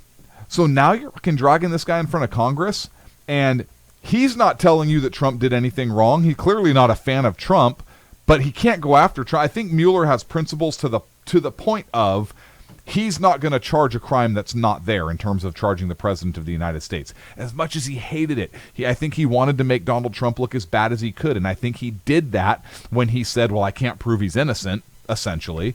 So I think he did as much damage as he was allowed to do, but I think people are tired of it. I think they're like, wait a second, you had an investigation, you have his report, now you're bringing him in front of Congress. My news day is filled up with this garbage, and there is nothing there. I think if anything, there's people in the center left and right in the middle and even center right who maybe were not totally Trump supporters or whatnot, although the economy's doing well. I think that actually pushed them towards the other direction. I think that today hurt the Democrats more than it helped them. And I think if you ask if today mattered or had an impact, I think it did, but not the way the Democrats wanted. I think this actually bit them in the ass because everybody I talked to, even people who are not political, thought today was bullshit. That's very interesting. It's like, so today you think was, your basic Mark 1 Model 1 burger, nothing, table for 435 then? Yes. Okay. All right. Because at the end of this, we'll chat a little bit about, hey, how did we get here and why did we get here? Adam, take it, dude. Tried to use his position to clear his debts and make millions. About a national security advisor using his position to make money from still other foreign interests. What? And about a candidate trying to make more money than all of them put together through a real estate project that to him was worth a fortune, hundreds of millions of dollars, and the realization of a lifelong ambition, a Trump Tower in the heart of Moscow. He didn't need to be president of the United States to do that. Viewed his whole campaign. He did not need to be president. If anything, the presidency hindered that his project. Ability to do that. Yes. Because one of the first things that he did in his presidency is he rained down 17 cruise missiles on Syrian bases, which were basically adjunct bases of Russia. Yes. Oh, and that's right. He killed Russian advisors as he did that too. So, as we can clearly see, Donald John Trump, OMB Orange Man Bad, is in fact Putin's poodle. Yes. Is he not? Yes. Okay. Not to mention he had to get rid of all his businesses also. But that's another point altogether. As the greatest infomercial in history. Donald Trump and his senior staff were not alone in their desire to use the election to make money. For Russia, too, there was a powerful financial motive. You should see the look on Mueller's face. Mueller right about now is going, is there a fucking question in here somewhere? Putin wanted relief from U.S. I think even Mueller knows that this part is bullshit. In the wake of Russia's invasion of Ukraine and over human rights violations. I think this degree of politicizing this whole thing, I think kind of irritates Mueller a little bit. Was about I think, I think you're right. The secret conversations I think Mueller's like, Flynn we and fucking Russian tried, ambassador guys. We couldn't were do about it. Sanctions. Enough. Trump and his team wanted more money for themselves, and the Russians wanted more money for themselves and for their oligarchs. But by the way, who was it, folks? And I'll let people in chat weigh in. Who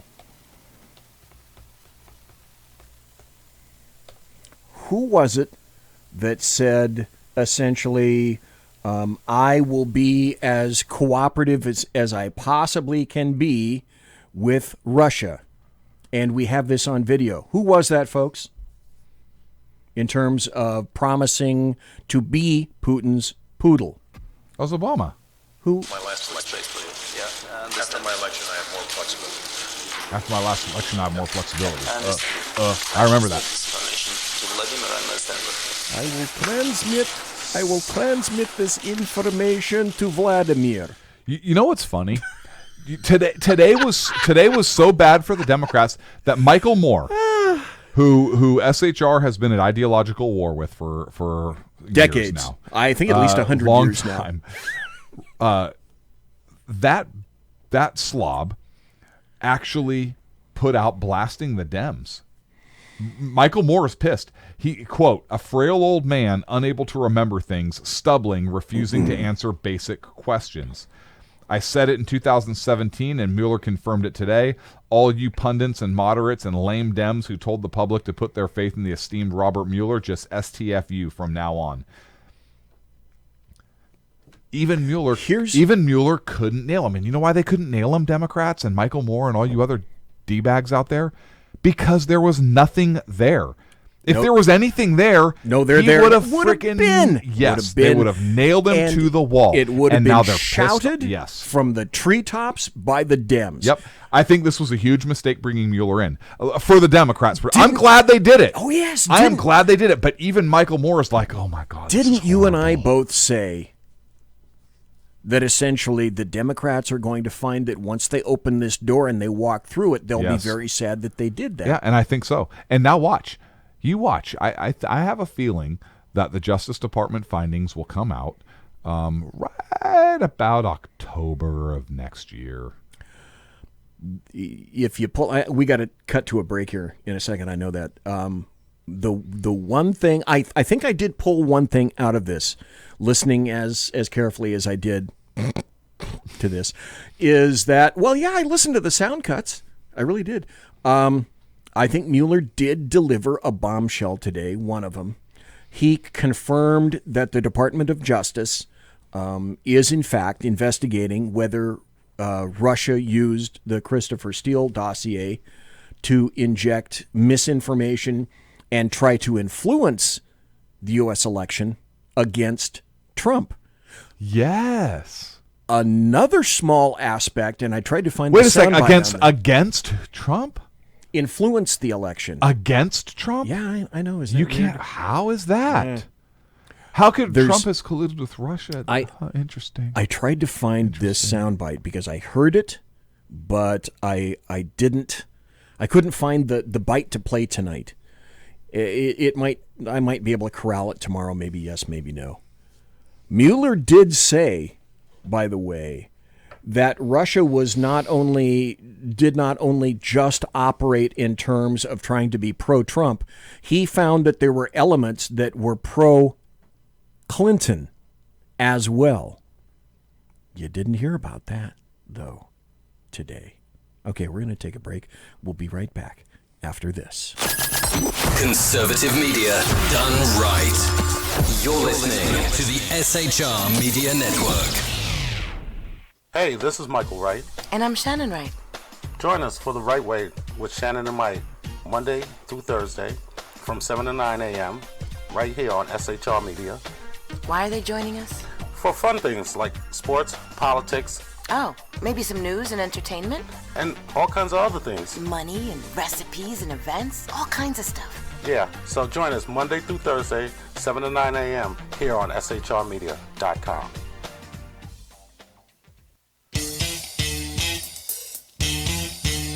From a public locker inside a dilapidated Long Island rail station comes a show designed to piss off liberals using truth, facts, and ridicule. The Lid Radio Show, featuring the conservative voice from the People's Republic of New York, the Lid himself, Jeff Dunitz. Tune in every Wednesday at 2 p.m. Eastern, 11 a.m. Pacific on the SHR Media Network. Go to shrmedia.com. At Lid Radio, we fight for the truth, justice, and a good kosher T-bone. If you don't listen, Hillary Clinton might sneak into your bedroom in her housecoat late at night and blame you for her election loss. It's the Lid Radio Show with Jeff Dunitz.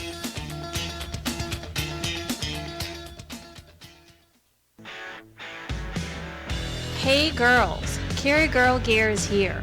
More and more women every day are concealed carrying, participating in competitive shooting, and getting firearms training. It's not a boys' club anymore, and we don't have to shop in their stores anymore either. Finally, a cool and unique clothing line just for women. Dope tees and hats for the patriotic, concealed carry, and 2A girl. So what are you waiting for? Go check out carrygirlgear.com today. It's your business diva here, Melanie Collette. I am inviting you to a front row seat as I discuss some of the most intriguing details of wealth and finance with today's movers and shakers in the world of business. Listen in and discover financial truths on a global, domestic, and household scale. Uncover topics that will impact your wallet today and in the future. Money Talk with Melanie airs Monday through Friday, 5 p.m. East, 2 p.m. West, right here on SHR Media and High Plains Pundit Talk Radio. You can't afford to miss it.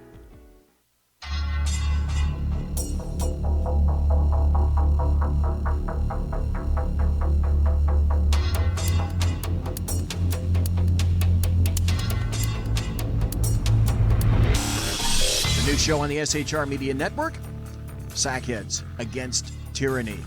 On shrmedia.com. Go there quick like a bunny, 11 p.m. Eastern, 8 p.m. Pacific every Wednesday. Live and direct on the SHR Media Network. shrmedia.com. Be there.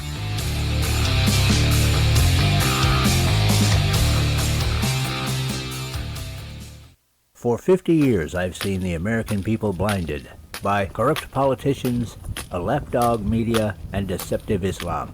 The one thing the elites fear is one man with a cane. I'm Dave Milner.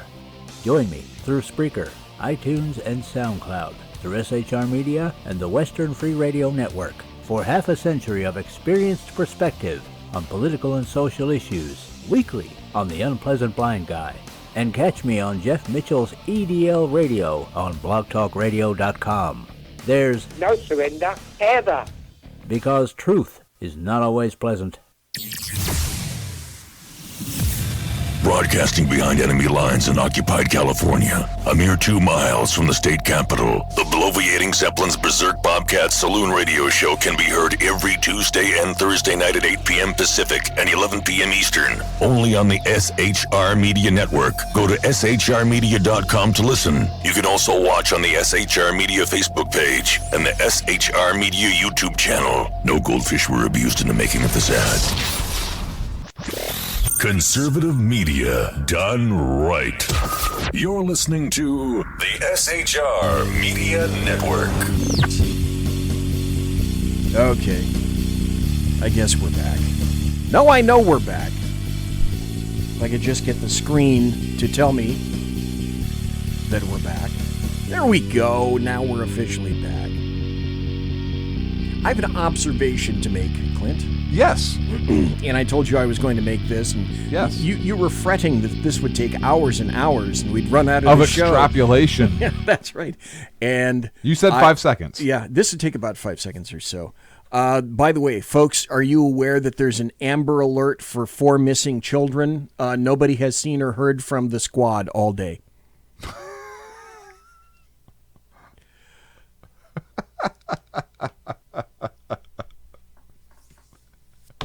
Is that not true? Where is they? I have not seen them. That all is true. Splayed across social media, stories picking it up. That is true. Is this the observation you were talking about? Yeah, and I said it would take about 5 seconds. 13 seconds. Oh, it wasn't that long. 13 seconds, BZ. All right. Are you going to play it back? Okay. No. Are you sure? Yeah, I'm pretty sure. Anyway, 13 seconds, BC. I found that interesting that all 13.13 today, because 13.13 seconds. Okay, thank you.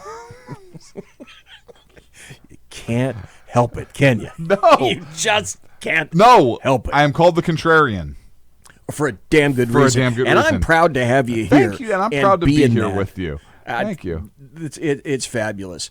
Because if they had been here to weigh in... Oh, you're still going. Hang on, I got to start this timer again. that all the media outlets would have.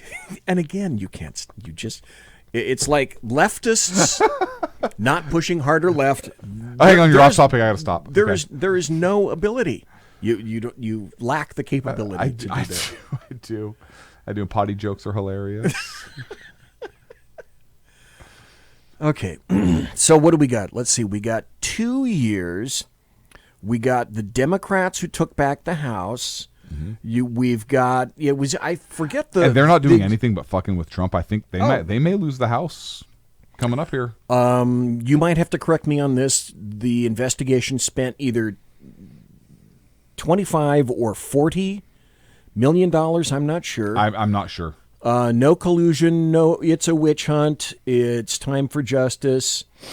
We need to now look at Obama, Hillary, Peter Strzok, Lisa Page, Powers, Orr, Rice, Comey, McCabe, Lynch, Jarrett, who, and again, Obama. Is this not the creepiest thing in the world? That Obama has purchased a house in D.C. with his wife and kids, although I think his kids are gone to college. But Valerie Jarrett is living in Obama's house. House.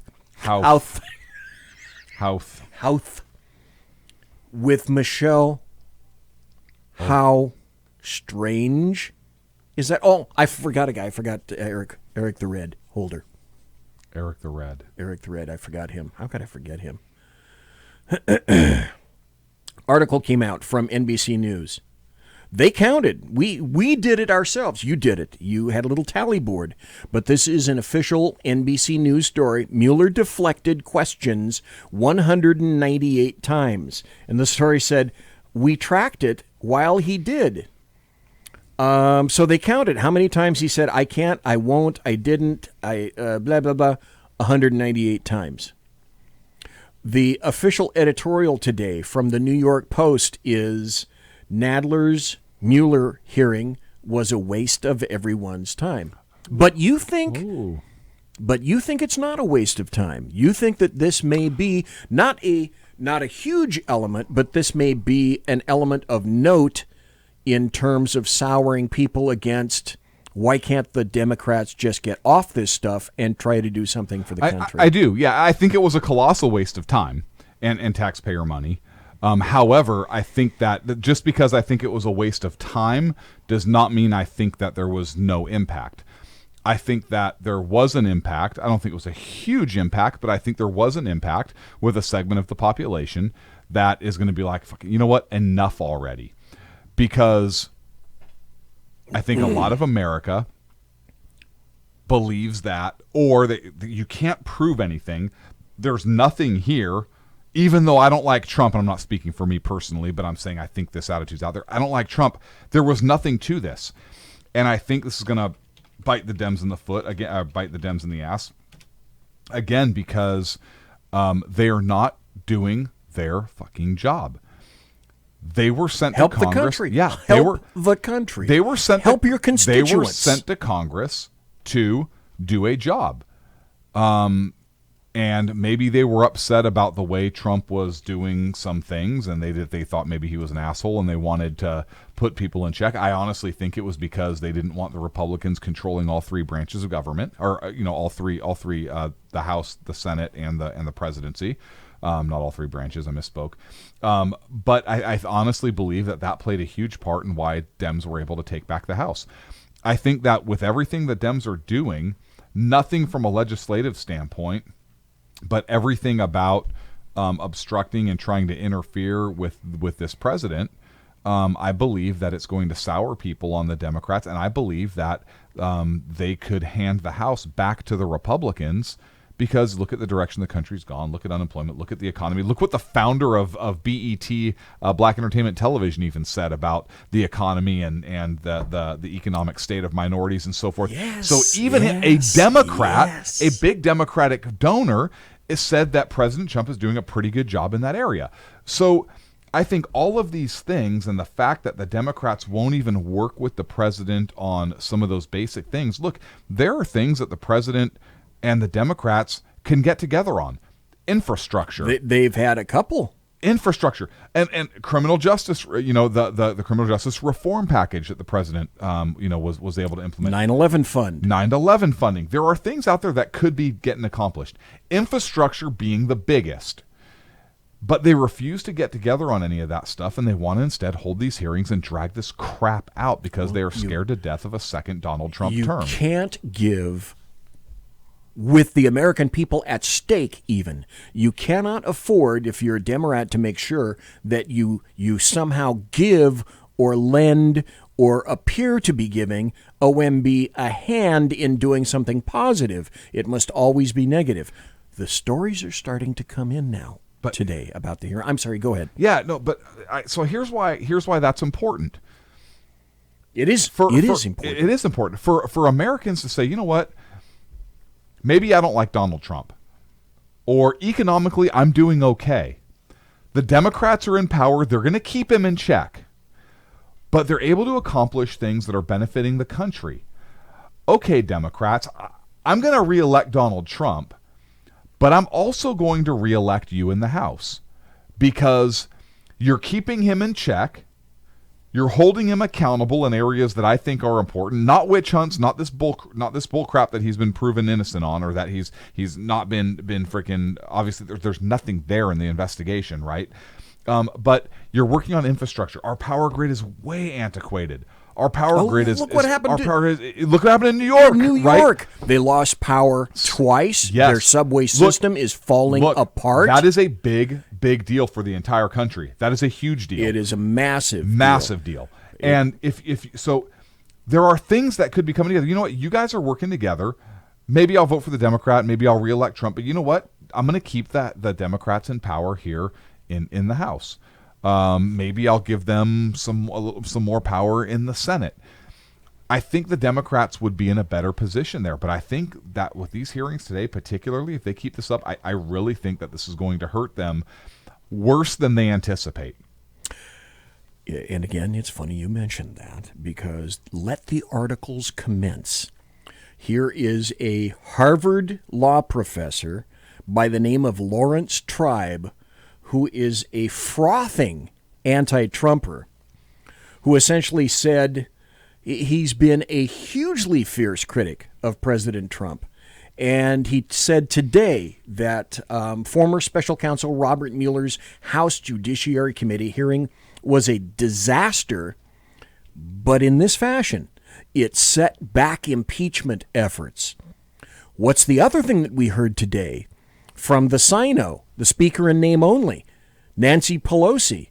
She's not pushing again out of this, because this was supposed to be the impetus that really got the ball rolling for impeachment.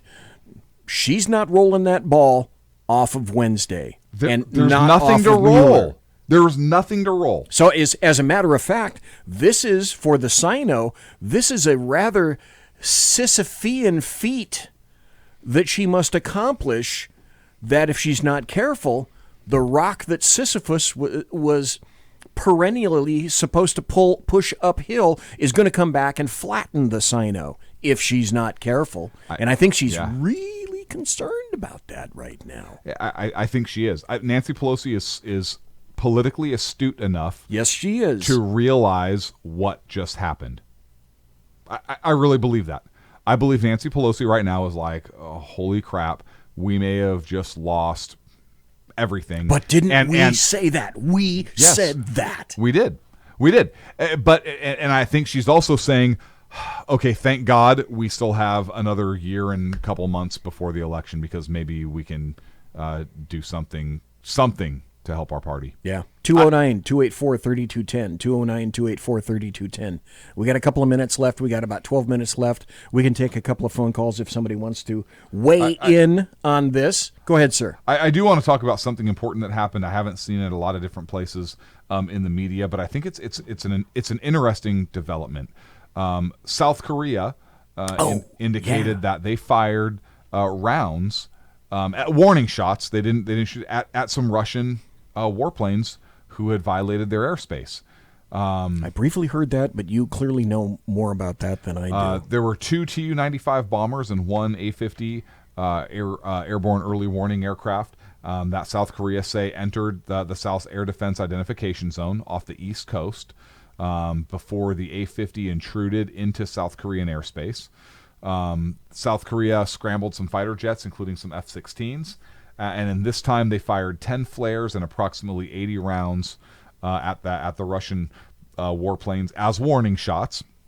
The planes left the area, but then 3 minutes later they left. But then these aircraft again returned to the area and again violated South Korean airspace. Again, according to South Korea. South Korean fighter jets responded. They launched 10 more flares.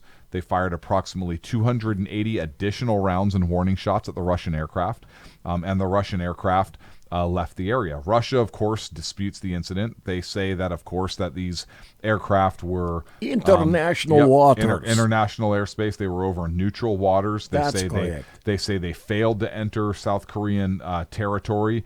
They also said that if that the South Korean fighter jets didn't fire any warning shots. They did say, yes, they flew near the Russian planes. They called them unprofessional maneuvers that the South Koreans engaged in. But they did say this, quote, unprofessional. If the Russian pilots felt there was a security threat, they would have responded. That's right. And they also said this in an official statement. 3 words, moose and squirrel. Rocky and Bullwinkle. Boris. Okay, that's not funny, all right? That's funny. That's very Are you funny. sure it's funny? Yes. Okay, Mike, you're on. Wait.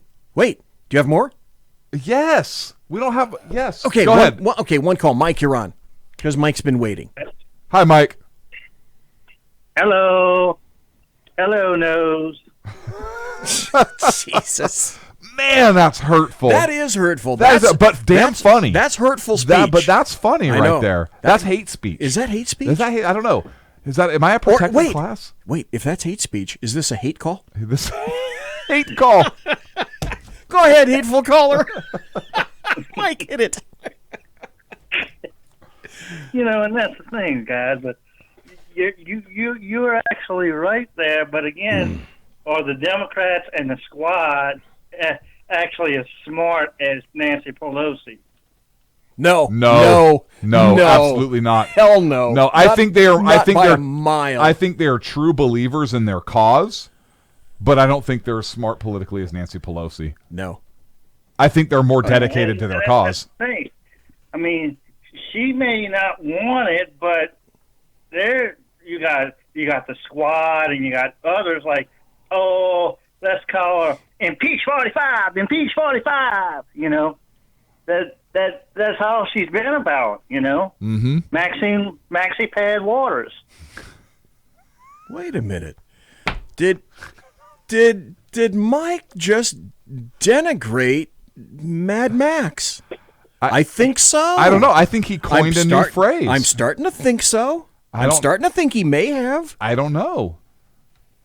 Now, are you giving him credit? No, You giving him? I think You giving him it's props? the truth about her. I am. You're giving. Okay, Mike. You're denigrating a great movie character by calling her Mad Max. That is true. Okay. All right. Well. Okay. This is unusual, Mike. Clint just gave you props. I did. I in the I history give credit of the where credit is show, due. Have you done that before? Given props? Yeah. To a caller? Yes. I had to have.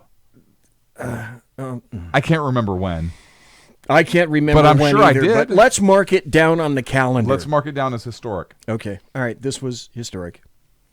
It's historic, yeah. It's historic. Yeah, Mad Max or Maxie Pad Waters, that's basically a lot of these younger Democrats, including Maxie Pad Waters, that's what they ran on. They ran on basically impeaching the president.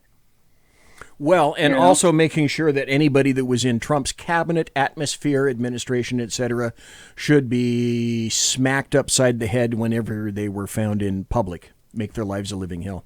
But that's not an advocation of violence in any fashion. That's not hateful at all. No, come on. That's not hateful. Think about this, guys. There were a number of Republican-leaning districts in the House, Republican-leaning districts in the House that were won by Democrats. Mm-hmm. those are going to be very much up for grabs again. Oh yeah, absolutely. Yeah, and today I think absolutely helped the people that are going to run against them in those districts. Mike, let me ask you a question. I know for a fact, because we've spoken before, that you are in Louisiana. I'm not familiar with Louisiana and your districts. It's one of the states in the United States. Really, which one is it? What it's number? Louisiana. One of the 58 states. Right. Yes. It's Thank one of the you. 58 Thank states. you. Okay, Mike. Yes. Mike, it's a twofer for you tonight. 58 states. Nice. And one more. Yeah. Yeah. Very good. Nicely played. So, in terms of Louisiana.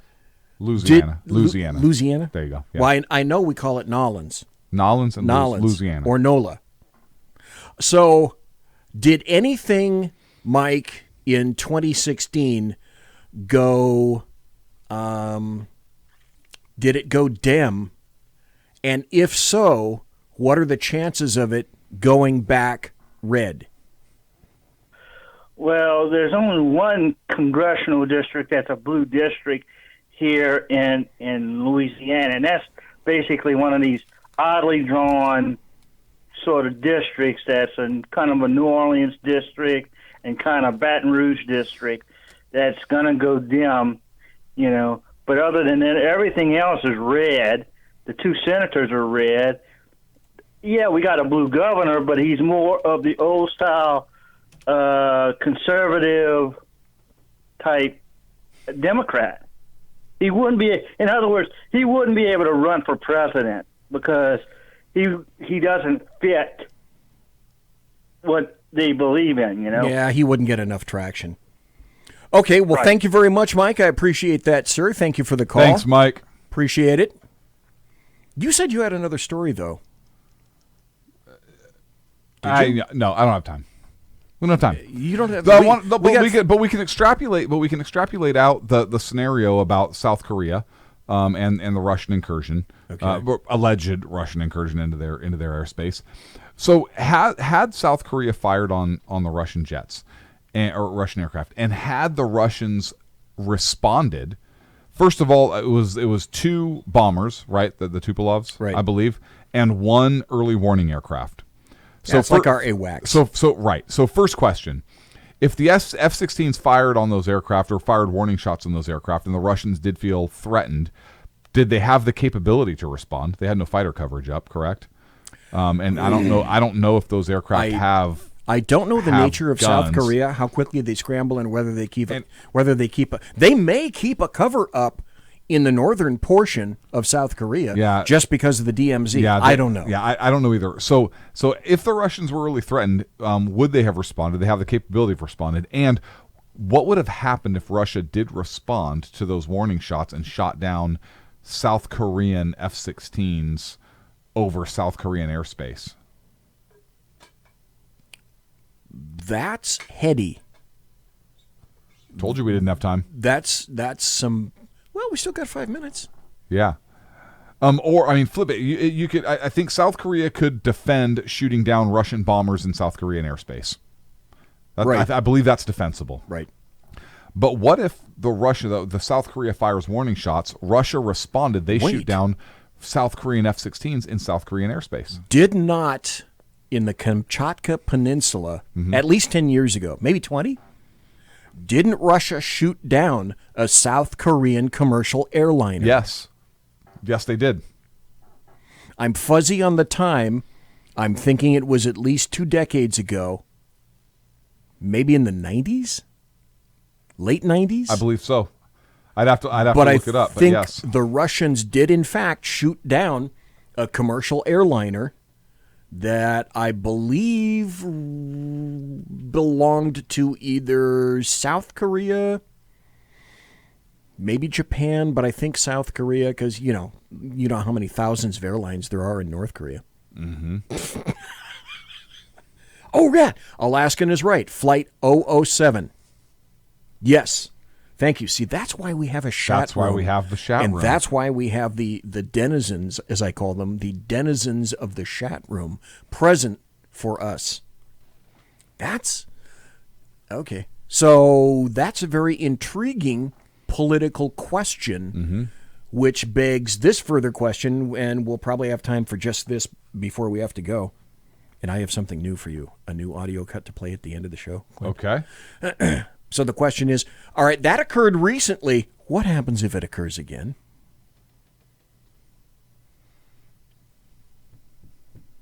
Is that possibly the final question? Is that a sufficiently large incident, if something like that occurs again, is that sufficiently large to draw in major players other than Russia? Is that enough to draw in the U.S.? Is it enough to draw in China? Is it enough to draw in NATO? Depends. It depends. If okay, I have to go to the market after, but I'd rather you not go there. Oh, so I shouldn't go there? No. Right now. Okay. Okay. Right. Is that what you're saying? No, I'm saying because I have to stop in the market before I go back. So should I just let it sit then? No, that's okay. Go ahead and answer. You missed it. I missed it. Move on. I know. Replay the show. Okay. You'll hear it, and then you'll go, oh, fuck, why didn't I? He handed it over to me. I could have picked it up and rolled with that ball. I'm sorry. But no. I'm sorry. I missed it. Oh, no. Alaskan again said South Korea. Yes. Korea Flight 007. So he just confirmed it. Once again, thanks, Alaskan. Appreciate it. Okay. I thought it was confirmed. So, yeah, thank you very much, Alaskan. I wouldn't have picked that up without researching it. But I remembered the incident. I couldn't remember specifically. And Alaskan, maybe you have it, the date as well. Oh, he does. Yeah. September 1983. Okay. It was a Boeing 747. Okay. And what was the global response? I think there was condemnation, a bunch of shit, I think Russia proved that it violated their airspace. Correct. Or I think they proved that there was some kind of a miscommunication between the pilot and the controller. Yeah, something of that. There was no response or something. It was something odd. So look, if Russian aircraft were downed by South Korea in South Korean airspace and it was proved it was in South Korean airspace, I think there'd be a lot of posturing, but I think Russia would be wrong. I think the world would understand. It wouldn't go global. I don't think it would go global. Now, if South Korea downed Russian aircraft and it was proved that it was over international waters, potentially. I think that's potential. And here's why I say that. I think that the West has the ability, based on culture and politics, to show more restraint than the East. I think that if the West, if South Korea were to down Russian aircraft over international waters, I think that Russia would be quick to respond militarily. I think then that would escalate a lot easier in that scenario than the Russians are in the wrong. They incur South Korean airspace. South Korea defends their zone. Russia knows they're wrong. It's proved to the world based on data and so forth of where the aircraft were. They do a lot of saber rattling, but ultimately they're wrong and everybody knows they were wrong. And they can save face and say, okay, our pilots made a navigational error. And I don't think the West would escalate, if that makes sense. So there would be reticence, hesitation to go full there. I believe so, yeah. If the Russians were in the wrong, if the Russian aircraft were in fact violating South Korean airspace, that's my analysis of how that scenario would play out. But oh my, if South Korea was inaccurate and those aircraft went down or shots were fired over international waters, because especially the Tupolevs, they are multi-personnel aircraft. It's not just one or two people that are involved, or their equivalent of an AWAC.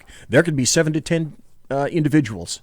Yeah, in those planes, and I think that if the bombers were shot down, people would be more understanding. I guess I don't want to say understand, but I think that where those shots were fired would be critical to how that scenario would play out. Okay. I say it's time for music. And then time for music? Music. Okay. M-U-Z-A-K. Play me out, BZ. Okay. Play me out. And then I want your opinion on the thing that I play at the end. Will this be a standard outro for the Chat Show? All right. When we get through with this. Let's check it out. I think we had a fairly good show. I think we had a great show. What are you talking about? Should we, I think the overarching question at this point is, should we do this and conduct ourselves in a similar fashion next Wednesday, which is the 31st? The 31st, it is. The last day of July? It is, already. Wow. Okay, so shall we? Yes. So we should come back, and we should do this once again. What are we doing? The show. Yes. You sure we should do it? No. Yes. Okay. All right. Now, should this, in order, because I can butt them together. Is this bonus material? This is bonus material. Wow. We're into bonus hours. We're into a little bit of overtime. Should this also be edited into the final music? Hi, I'm Peter Griffin. You know, we've had a lot of laughs tonight, but I'll tell you what's not funny. Killing strippers. Strippers are people, too. Remember that. Naked people who may be willing to pleasure you for a price you negotiate later behind the curtain at a VIP room. Besides, there's no need to kill them, because most of them are already dead inside. Good night, everyone. What is that from? Family Guy. Family Guy. Yeah. No, I don't think that should be part of our show. Okay, watch. This is a visual. This is my pouty lip. Look, is there copyright stuff there? I don't think so. Are you sure? Yeah. Plus, who owns Family Guy? Plus, it's 17 seconds long, and we get 25 seconds. Oh. Okay, it was just a question. That's all. I think it's time for us to leave. What do you think? Goodbye, America. Okay. Thanks for listening. Goodbye, America. Thanks for everybody in the chat room. Yeah. See you later. Bye. Bye.